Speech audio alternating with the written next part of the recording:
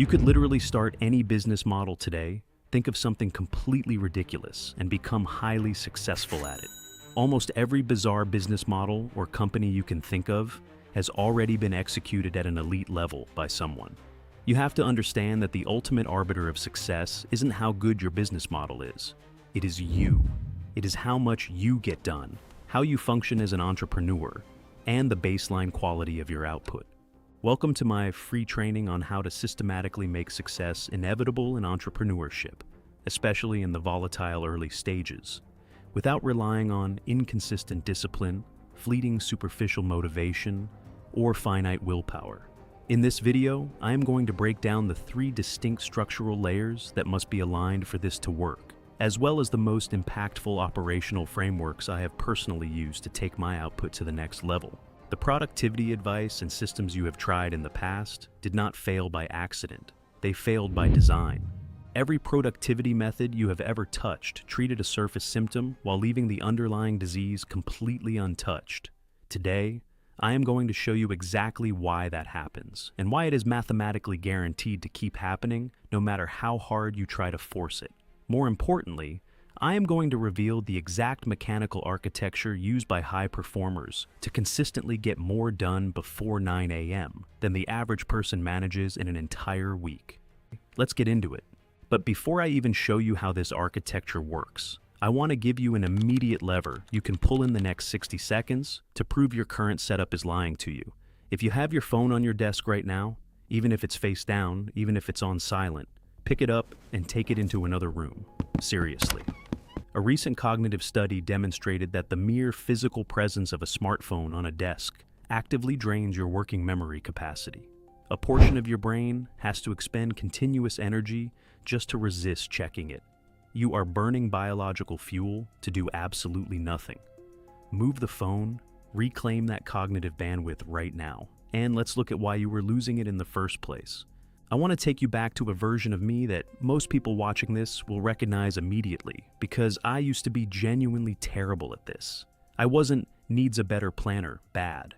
I was bad in the way where I'd open my laptop at 9 a.m. with a pristine list of things I actually wanted to achieve, and somehow it would suddenly be 4 p.m. I'd have 3 random tabs open, a half-written email, and nothing to show for the day but lingering anxiety. I'd go to bed feeling behind, wake up tired, tell myself tomorrow would be different, and it never was. I remember one day specifically when I had sworn to make a productive breakthrough. I had even canceled weekend camping plans with friends to lock in and get work done, thinking I was making the hard sacrifices of a real businessman. That night, I brutally counted the hours I had spent doing actual needle-moving work versus the hours I spent theorizing about work just to avoid doing it. It was pathetic. I had gotten absolutely nothing of consequence done. Sadly, this wasn't a rare occurrence, it was closer to my default. So I did what everyone does. I downloaded the task management apps. I tried to blame the business model. I searched for the one missing factor. And every single time, I'd get maybe 4 or 5 good days out of it before quietly falling off the wagon, blaming myself, and assuming I just needed more willpower. Here is what actually changed the game. I stopped treating this like a willpower or destiny problem and started treating it like an engineering problem. I began looking objectively at what was happening in my body, my mind, and my day, not what I told myself should be happening. Once I started stacking these pieces together into a unified system, instead of picking one variable and hoping for the best, something broke wide open. People who knew me started asking what happened. Not, "You seem more motivated," but rather, "How are you physically producing this much volume alone?" My goal today is to make sure I hand you that shift successfully, so that you start winning despite your old self's best efforts to creep back up to the command center. Here is the truth, right off the bat, about why basically every productivity system on the market fails to build high-growth entrepreneurs. They all live exclusively in one single layer: task management apps, habit trackers, calendar blocking templates. That is all execution. It is the layer everyone obsesses over because it is the most visible and closest in proximity to our outcomes. But visibility does not equal criticality. Motivational content, mindset coaching, discipline talk, that is psychology. It is the layer everyone assumes is the missing link because it feels like the immediate reason we aren't doing the work. Yet almost nobody is talking about the layer sitting directly underneath both of those, quietly enabling them long-term. Biology. Your neurotransmitters, your sleep architecture, your nervous system state. This is the hardware that determines whether your brain is even physically capable of following through on the execution plan you designed, or maintaining the psychology you are trying to hold. It is my firm conviction that all three of these layers must be mastered and correctly implemented simultaneously for high output to occur consistently. Most mainstream systems isolate one layer, build a product around it, and ignore the other two completely. That approach structurally guarantees failure every single time. Picture 3 layers stacked on top of each other, holding up your entire operational life. Execution on top, psychology in the middle, and biology at the very base. If you have flawless execution systems, perfect time blocking, a beautiful dashboard, a masterfully color-coded calendar, but your psychology is broken, the system will fail. If you operate with a low self-image and interpret every setback as proof that you aren't capable, you will naturally sabotage the setup. You will skip the time blocks. You will forget the routine. Not because the system was bad, but because the person running it fundamentally doesn't believe the outcome is possible. Flip it. Say your psychology is dialed in. You have genuine self-belief, a strong internal locus of control, and you reframe failure perfectly. But your biology is working against you. You are chronically sleep-deprived, your blood sugar crashes every afternoon, and you are severely dehydrated, wired on caffeine with no plan. None of that mindset work will survive contact with a nervous system that is chemically in a state of low-grade panic. You cannot outthink a body that is anxious, inflamed, and exhausted. The belief is real, but the hardware simply refuses to cooperate. And here is the trap that catches the people who think they have everything figured out. Say your biology is optimized and your psychology is bulletproof. You feel great, you are primed, and you genuinely believe in your vision. But you have zero execution architecture. You have no system for translating that internal state into measurable real-world output. You will still lose. You will feel absolutely amazing while producing nothing. Feeling capable and being productive are entirely different states, and feeling great with no structure just means you are comfortable while falling behind. It is not that having all 3 layers is 20% better than having 2. It's that missing even one means you are not standing on solid ground. You are treading water. And the thing about treading water is that you can look perfectly fine doing it for a little while. But you aren't moving forward. You are burning massive amounts of biological energy just to stay in place. And eventually, you go under. That is what running on 2 out of 3 layers actually feels like. You aren't failing because you are weak. You are drowning in a system that was never structurally designed to hold you up. This is why the guy with the perfect morning routine burns out by March and goes back to late-night scrolling and junk food. This is why the person who reads every mindset book still can't cross the finish line on a single project. This is why the entrepreneur who sleeps perfectly and feels incredibly calm still isn't winning. Different missing layer, identical drowning. What I have built, and what we are about to walk through, isn't another superficial system living in an isolated layer. It is the framework underneath all 3, engineered to work together. Because that is the only version of human output that has ever held up under real-world pressure. Once you internalize this framework, you cannot unsee it in the people who operate at the absolute peak of business, sports, and research. If you look past what elite performers say in casual interviews and watch what they actually do day to day, the pattern becomes unmistakable. You will notice they protect their sleep like a massive competitive advantage, because it is. You'll notice they get outside for early light exposure, regardless of whether they have read the academic literature on circadian rhythms. They simply know it makes them sharper. They train their bodies consistently, not out of vanity, but because they know it fundamentally optimizes their brain chemistry for the rest of the day. That is the biology layer running flawlessly in the background. Then look at their psychological operating system. Elite performers rarely explain a loss by saying, "I'm just not cut out for this." They treat a failure strictly as a data point, a lesson to be extracted, cataloged, and moved past.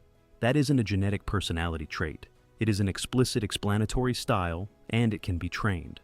Finally, look at their execution. High performers protect blocks of uninterrupted time as if they are sacred. They do not measure their days by how busy they looked or how many emails they answered. They measure them strictly by what was actually produced.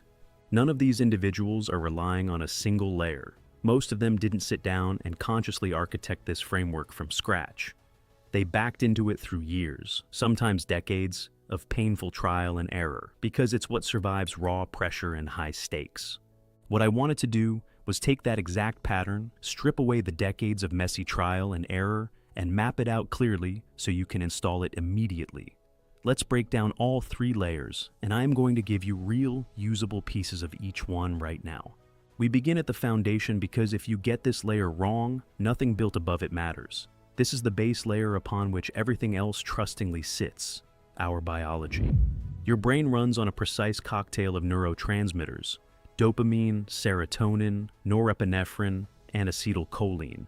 Every single one of them is shaped all day long by basic inputs you are likely ignoring. Your sleep architecture, your light exposure, what you eat, when you eat, and how you move. This isn't abstract wellness advice. This is the literal operating system driving your motivation, focus, and mood. Yet almost no one treats it with that level of respect. Let's look at nutrition. The food we eat plays a far larger role in cognitive output than most people admit. Crucially, this isn't about the traditional debate of healthy versus unhealthy or processed versus whole foods. There are highly specific dietary mechanics that dictate your daily productivity. While standard nutrition advice focuses almost entirely on body composition, our framework shifts the paradigm completely to one question: what should you eat and when to maximize cognitive output and protect your neurotransmitter architecture? Fat loss and muscle gain are entirely separate conversations. This is about fueling a brain that needs to perform under stress. To achieve this, your day must be structured around neurochemistry and timing rather than just calories. The goal is to align your food intake with the specific cognitive states required throughout your morning, midday, and evening work blocks. Your morning strategy relies heavily on restricting carbohydrates to protect a dopamine-dominant state for high-leverage work. Because carbohydrates naturally raise serotonin, which acts antagonistically to dopamine, a carb-heavy breakfast works directly against the sharp focus you need, unless you are severely serotonin deficient to begin with. Instead, default to clean proteins and fats for your first meal, or leverage intermittent fasting by delaying your first meal entirely. Fasting provides a clear, mechanistic boost to mental clarity by preventing the digestion-related blood flow diversion and post-meal energy dips that destroy focus. Fasting for cognitive productivity is easily one of the most anecdotally praised practices among elite operators. During your primary working hours, meal size and macronutrient composition strictly dictate your cognitive sharpness. Digestion is incredibly expensive metabolically. Large meals mechanically divert vital blood flow away from your brain and down to your digestive tract, inducing a food coma, regardless of how healthy or clean the ingredients are. To avoid this performance penalty, keep your meals moderate in size around deep work blocks and prioritize high protein throughout the day. Protein supports stable energy and provides the essential amino acid precursors, like tyrosine, that your neurotransmitter systems depend on for dopamine production. In the evening, the entire architecture flips to support rest, recovery, and a deliberate serotonergic shift. Introducing carbohydrates at dinner is an intentional lever used to raise serotonin and lower dopamine, perfectly priming your sleep architecture. Pairing these evening carbs with tryptophan-rich foods like Greek yogurt with fruit or honey amplifies this transition by pulling the serotonin precursor into the brain. This exact combination can also be used as an on-demand afternoon tool to bridge the predictable midday neurochemical dip, when your dopamine has been spent, but your evening serotonin hasn't yet risen to compensate. The next foundational element of biological optimization is exercise. Many people treat exercise as a complete panacea for everything holding them back financially, while others dismiss it as a performative waste of time. The truth is somewhere in the middle. Exercise is a high-leverage tool that must be carefully engineered. When it comes to daily cognitive output, more exercise is not automatically better. There is an optimal dose of exercise that enhances cognitive performance, mood, and energy. and a clear tipping point beyond which additional training begins trading those mental benefits for physical fatigue. The goal isn't to maximize raw physical fitness at the expense of your business. It's to find the exact volume that optimizes your mind without undermining the other systems supporting it. Regardless of your specific training split, one piece of movement should be absolutely non-negotiable: a 10 to 15-minute morning walk outside. Beyond providing crucial early morning light exposure, this low-intensity movement supports lymphatic circulation and physically activates your body before your attention is pulled toward a screen. This isn't a workout. It is foundational daily infrastructure, just like sleep or hydration, and it should happen every single day. For intense training, like heavy lifting or conditioning, the ideal recommendation is to place it toward the end of your workday, protecting your highest leverage cognitive hours for deep work. Intense physical training draws on the exact same energy and recovery resources that deep focus demands. However, if evening training consistently causes you to skip workouts due to decision fatigue or disrupts your sleep quality, move it to the morning. The optimal workout is the one you actually complete without exhausting yourself. One hard constraint remains: finish intense exercise at least 3 hours before bed. Sacrificing sleep quality for additional training volume is always a net loss for overall business output. Finding your ideal training dose requires tracking. Monitor your energy and daily output over several weeks while adjusting your training volume. If your focus and productivity remain high, your load is appropriate. If they begin to decline as training increases, even if your physical performance in the gym is improving, you have crossed your threshold and need to scale back. Exercise is a lever on the exact same system everything else in this framework pulls on. Use precisely, it multiplies output. Use carelessly, it drains it. Now, pay very close attention to this next point, because it is instrumental. Sleep is demonstrably the single most critical piece of the human performance puzzle outside of your baseline genetics. Prioritizing sleep quality is not an optional lifestyle choice. It is an absolute mandate. Most people view sleep purely through the lens of hours logged, but that metric is incredibly misleading. What actually matters is the structural architecture underneath. Specifically, whether you are getting enough deep sleep and REM sleep, which govern memory consolidation and emotional regulation. You can easily log 8 hours in bed and still wake up chemically foggy if the sleep architecture is broken. We break sleep optimization down into 2 distinct phases: morning actions that set up your night, and night actions that set up your day. First, the morning setup. Within the first 30 to 60 minutes of waking up, get outside without sunglasses for 5 to 10 minutes, ideally while walking. This quick burst of natural light, combined with the unique visual stimulus of optic flow as things move past you, wakes up your brain and sets your circadian clock, which dictates your energy curve for the entire day.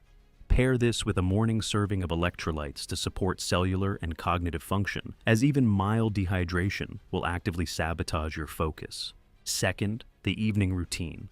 Your wind down should take up at least 90 minutes before bed, focused on 4 primary objectives to optimize sleep architecture. Minimize arousal. This means avoiding negative psychological arousal, but it also includes highly engaging activities you enjoy, like intense action movies, stressful work emails, or late-night workouts. Minimize light exposure. Darkness is the strongest biological signal for your brain to produce melatonin. Eliminate blue light in the evening by using blue light blocking glasses, warm or red ambient bulbs around the home, and shifting your screens to night mode. When you are actually sleeping, total darkness is mandatory. Utilize blackout curtains or a high-quality eye mask. Optimize temperature. Sleep quality is positively correlated with lower ambient temperatures. Keep your bedroom between 55 and 67 degrees Fahrenheit, or, as a general rule, as cold as you can tolerate without becoming uncomfortable. Digestive and respiratory rest. Avoid large meals close to bedtime to prevent digestive strain from disrupting your deep sleep cycles. Consider mouth taping to enforce nasal breathing throughout the night, and above all, keep your bedtime consistent. Your body cannot fully relax if its internal rhythms are constantly shifting. On the topic of morning optimization, caffeine is an incredibly potent tool that the vast majority of entrepreneurs completely misuse. Caffeine has powered the civilized world like rocket fuel for centuries, to the point where modern corporations explicitly built the concept of the coffee break into the regular workday purely to spike employee output. But because it is handled carelessly, it often causes jitters, anxiety, and a devastating afternoon crash. You have to treat caffeine for what it actually is, a powerful psychoactive drug. To maximize its utility, you can implement a specific 5-step caffeine protocol designed to amplify focus while completely flattening the typical spike and crash. Step 1. Delay consumption. Pushing your first sip back by 30 to 60 minutes after waking prevents stacking a powerful stimulant on top of your naturally rising morning cortisol. This allows your brain to naturally clear out residual adenosine, which significantly reduces the severity of the afternoon come-down. Step 2. Increase fluid volume. Prepare a large 20-ounce serving containing a baseline of 100 to 300 milligrams of caffeine, customized to your personal tolerance and health status. Diluting the dosage across a larger volume of fluid cushions the initial shock to your central nervous system. Step 3. Blend in healthy fats. Incorporating butter or MCT oil into your coffee slows down the rate of caffeine absorption in your intestines. Instead of a sharp, volatile spike, this approach yields a smooth, sustained release of clean energy over a much wider window while staving off morning hunger. Step 4. Synergize with L-theanine. Adding roughly 200 milligrams of L-theanine to your morning routine is the single biggest lever for making caffeine feel clean rather than wired. L-theanine beautifully counters the negative side effects of stimulants, preserving heightened alertness and motivation, while completely wiping out jitters, anxiety, and scattered thinking. Step 5.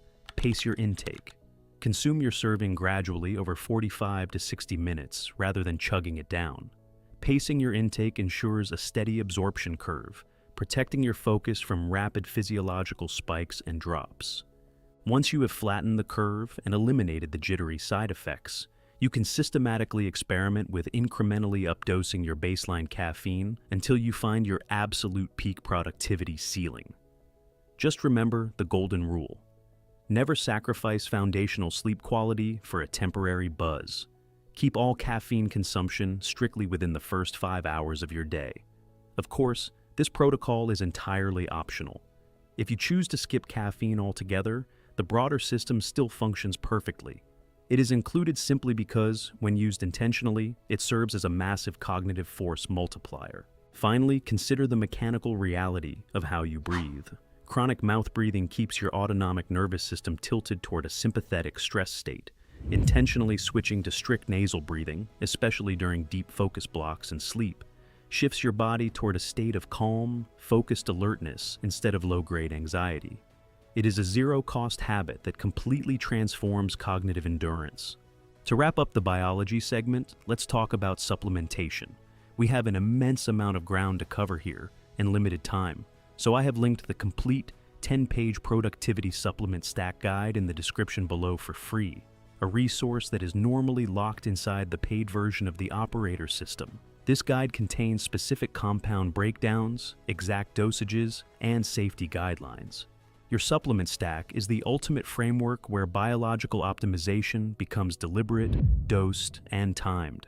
It serves as a structured protocol built entirely around supporting your neurotransmitter architecture, maximizing dopamine and mitochondrial energy during peak working hours, and driving serotonin during your evening wind down. Rather than a collection of trendy generic ingredients, every compound earns its place by either directly targeting a specific neurochemical state or reinforcing the underlying physical health systems that keep your brain running at maximum capacity. To accommodate genetic differences and individual tolerances, the stack provides flexible dose ranges so you can safely customize your intake based on real, observed feedback. Now, let's transition to the layer that is most aggressively abused by mainstream gurus trying to sell you ephemeral, short-lived motivation without giving you the structural tools to actually use it: the psychological operating system.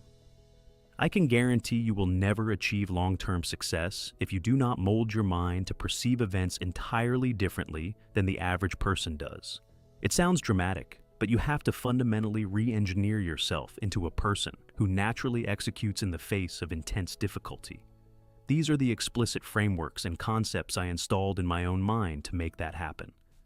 Right off the bat, I want to share a foundational concept that can completely rewrite your trajectory. In the mid-20th century, psychologist Julian Rotter studied individual success and discovered a profound correlation with a concept he termed the locus of control. The principle is simple. It measures whether you attribute your life outcomes to internal factors within your power, an internal locus of control, or external circumstances outside your influence, an external locus of control. Rotter discovered that the stronger an individual's internal locus of control, the more successful they were structurally destined to become. When you believe you can directly affect your outcomes, you are correct. When you believe you are a victim of circumstance, you are also correct. This isn't just an optimistic can-do attitude. It is the fundamental arbiter of long-term achievement. If you operate with an external locus of control, blaming poor luck, macroeconomics, politics, or bad timing for your setbacks, you will never truly evaluate what you did wrong, meaning you will never adapt, grow, or succeed. The constant internal reinforcement that I am entirely responsible for my outcomes completely changed my life. We all have control over our outcomes. Full stop. Right now, look at the people around you who are winning versus those who are perpetually stuck, and tell me in the comments where their locus of control sits. You will be shocked at how well this tracks in your own observations. Once that baseline is established, you must understand the concept of the self-image ceiling. You will never consistently produce real-world output that contradicts how you internally perceive yourself. You can try to force it for a few days through sheer willpower, but your psychological operating system will always drag you back down toward whatever identity you have internally settled into. This is why people who know exactly what to do still fail to execute. The plan isn't the problem, the self-image running the plan is. Fortunately, your self-image isn't fixed. It is highly responsive to accumulated evidence of new behaviors. Every single time you act in direct alignment with the person you are trying to become, even in small, completely unremarkable ways, you feed your nervous system undeniable proof that this new behavior is your new identity, not a temporary exception. Do it once and your self-image barely notices. Do it consistently, and the identity naturally updates to match the pattern. This ties directly into the next key concept to master your own psychology, a biochemical phenomenon known as the winner effect, which also happens to beautifully illustrate the interconnectivity of our three layers. Small wins aren't just emotionally encouraging, they are deeply neurochemical. Every small task you deliberately complete shifts your baseline brain chemistry in a way that makes the next win statistically more likely. Winning at something, genuinely succeeding, not just feeling good, triggers a measurable rise in testosterone. That elevated testosterone doesn't just feel good, it increases confidence, risk tolerance, and focus in ways that make the next attempt at something difficult more likely to succeed too. Win, and your biochemistry shifts to make winning again more probable. It's a self-reinforcing loop, and it's not metaphorical. It's hormonal. There's another reinforcement mechanism worth adding here that is deeply connected: dopamine. When a win happens, the positive feeling that follows is driven largely by dopamine. And dopamine isn't just producing a pleasant sensation. It functions as a teaching signal, specifically reinforcing whatever behavior preceded the reward: the persistence, the delayed gratification, the sustained effort that actually produced the win. Dopamine flags those exact behaviors as worth repeating and strengthens the neural pathways behind them. A win doesn't just feel good in isolation. It biologically reinforces the specific actions that made it happen, making you more likely to repeat that effort the next time it's required. The inverse relationship matters just as much. Cortisol, the stress hormone, tends to rise during periods of loss, uncertainty, or sustained pressure without reward. And excessively elevated cortisol does the opposite of what testosterone does. It narrows risk tolerance, degrades clear thinking, and makes the next attempt at something difficult less likely to succeed. This is why starting absurdly small and deliberately stacking wins early in the day isn't a beginner's trick.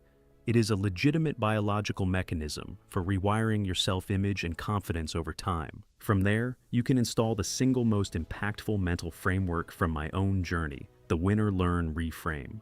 Under this rule, every single outcome in your business is sorted into one of two clear categories: a win or a lesson. The category of failure is entirely eliminated from the system. This isn't a superficial corporate slogan. It is a rigid operational rule applied to every setback, directly altering your explanatory style and ensuring that a mistake becomes valuable data rather than a downward emotional spiral. Shifting this deeply ingrained wiring wasn't easy. In fact, it was the hardest psychological modification I ever had to make. You cannot just muscle this change overnight. You have to fundamentally reprogram habits of thought that have been hardwired into you for years. These concepts are transformative, but there are numerous other execution frameworks, like Parkinson's Law and selective ignorance, that expose exactly what is holding you back and how to address it. While we don't have the time to detail every single psychological friction point in a single video, take it upon yourself to ascertain exactly what is holding you back specifically, and train those cognitive weaknesses systematically. Just remember the core truth: you have complete control over your outcomes. Commit to that transformation entirely. Now we arrive at the execution architecture, the layer everyone defaults to first, and the one that fails the hardest when it is forced to stand entirely alone without a foundation. To bridge the gap between internal capability and physical output, I use a core framework called the homogenized day. You have undoubtedly experienced those rare days where everything perfectly aligns. You wake up refreshed, your deep work gets finished effortlessly, your energy holds strong all afternoon, and you close your laptop genuinely proud of what you accomplished. The average person treats those days as lucky anomalies. The homogenized day treats them as precise templates to be reverse-engineered, systemized, and repeated. The goal is to analyze your single most effective workday and make every single subsequent workday resemble it as closely as humanly possible. Rather than constantly rewriting your schedule based on how you feel on a given Tuesday morning, you design a master template once a week, allowing your lifestyle to steadily improve without falling into the trap of endless daily tinkering. The benefits of this predictability compound massively over time. Repeating a standardized high-output routine across dozens of workdays drastically raises your baseline performance. Furthermore, a homogenized day entirely eliminates decision fatigue by automating low-level choices regarding meals, workout timing, clothing, and task sequencing. This completely preserves your finite mental energy for high-stakes business decisions that actually impact your revenue. Instead of constantly reacting to chaotic daily circumstances, you spend your day executing a pre-designed script. The homogenized day is never about robotic rigidity or refusing to adapt. It is simply about choosing when that adaptation happens. Instead of changing your schedule impulsively in the middle of a work block, you make deliberate adjustments during a structured weekly review. To build your personal template, look at your best actual days, not an idealized, impossible fantasy. And use your data to map out exactly what your schedule looked like when your energy, production, and confidence were highest. Layer in the foundational elements we've already covered: morning light, movement, strategic nutrition, optimized caffeine, and deep work blocks. Write it down, time block it, and keep it visibly anchored to your workspace. The standard here isn't flawless perfection. Real life will always introduce unpredictable variables. The template is simply your default operational mode whenever you have a choice.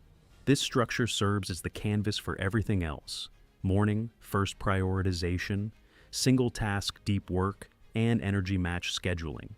You already know exactly what your best day looks like. The only question is whether you will continue treating it as a lucky accident or deliberately turn it into your blueprint. Within this daily template, you must execute the first actionable shift: morning, first prioritization. Whatever task matters most to the long-term growth of your business must be executed before anything else touches your attention. Not after you check your email, not after you just follow up on one quick message. First, willpower and cognitive stamina are depleting biological resources across the day. Your highest leverage task must consume them while your tank is entirely full. This isn't an arbitrary preference for mornings. It connects directly to the biological architecture we covered.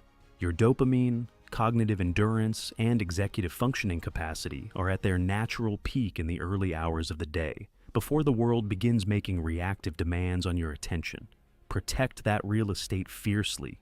Lazy night owls will love to tell you that waking up early is merely performative and entirely unrelated to true productivity. Try it consistently for 2 months and see if they are right.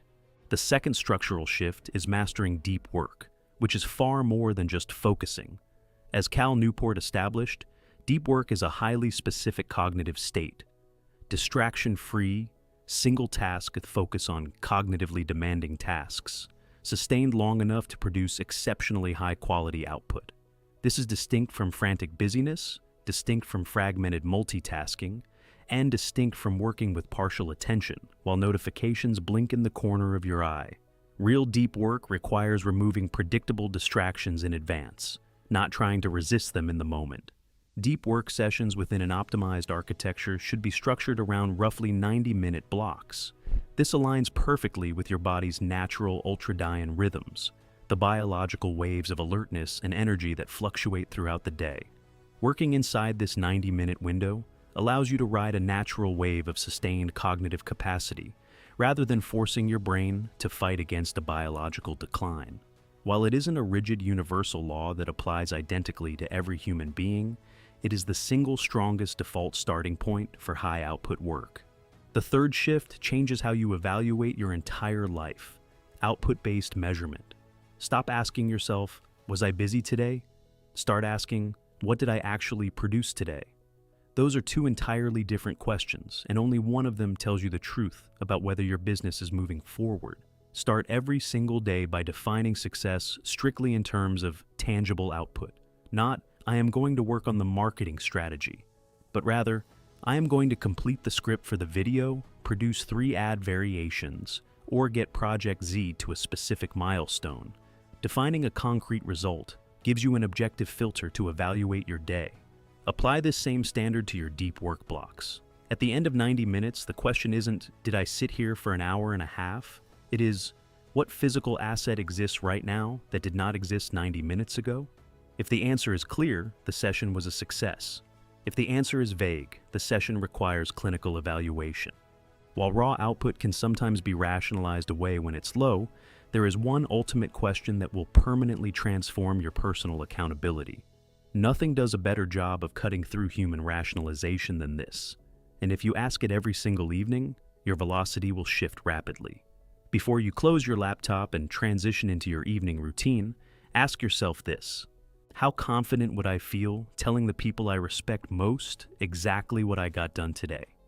Not how hard you tried, not how chaotic your day was due to external factors.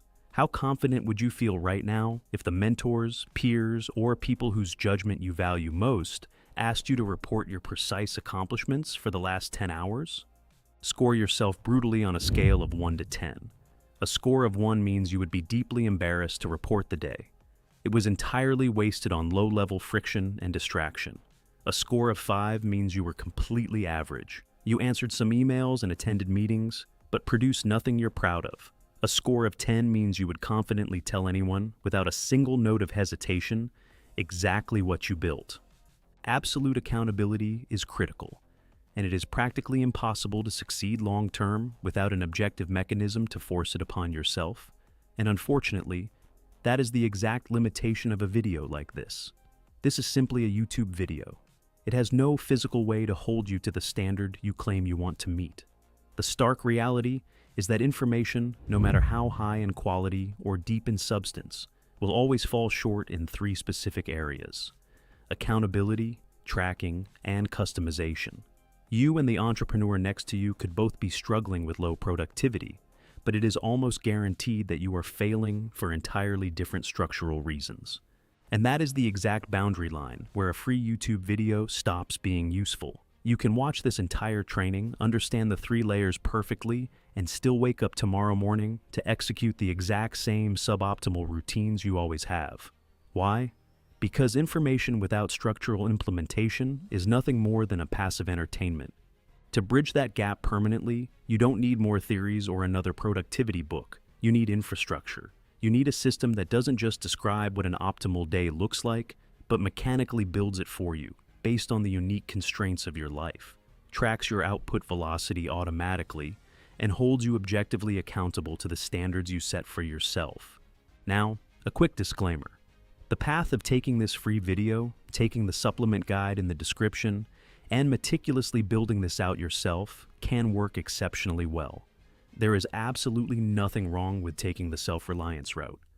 I strongly encourage you to maximize the utility of every free resource available, provided you possess the extreme commitment required to act as your own systems architect. But if you are tired of wasting months trying to patch together disparate pieces of advice through painful trial and error, you need a proven blueprint. That is exactly why I built the operator system. This isn't a passive course filled with generic advice or basic calendar templates you could easily find on Google. It is an end-to-end interactive operating system engineered to hardwire these 3 layers directly into your daily routine. Inside the full architecture, you gain access to 44 highly cogent, in-depth lessons that go exponentially deeper than this video allowed, alongside 5 custom AI-powered optimization tools built explicitly for this framework. With the setup wizard, the system hands you a personalized optimal day based on your answers to a series of questions, designed to get you the most well-tailored productivity operating system possible. Instead of guessing where your mental and psychological bottlenecks are, the system also begins by utilizing our proprietary psychological diagnostic, a deep dive assessment engineered to bypass your natural rationalizations and isolate the exact identity traps, blind spots, and self-image ceilings currently sabotaging your execution. From there, the system pairs your data with automated tools to personalize your biological and execution routines, allowing you to reach levels of energy, clarity, and focus typical of the top 1% of performers. You will also get a personalized supplement routine that tells you exactly when, how, and why to take the supplements that will best match your biology and tendencies. Of course, you also receive the complete plug-and-play Notion dashboard designed to run your entire operation, and the Operator Manifesto. If you are ready to stop treading water on 2 out of 3 layers and want to turn high-volume execution into your automatic default setting, the link is in the description below. You can continue trying to figure this out on your own over the next few years, or you can step inside, run the diagnostics, and deploy the complete system today. Whatever you do, exert full commitment. Thank you guys for watching. Like the video if you really did like it, subscribe if you gained real value, because we are going hard on these videos 3 times a week. And most of all, please comment which lesson benefited you most and what you want to learn about next.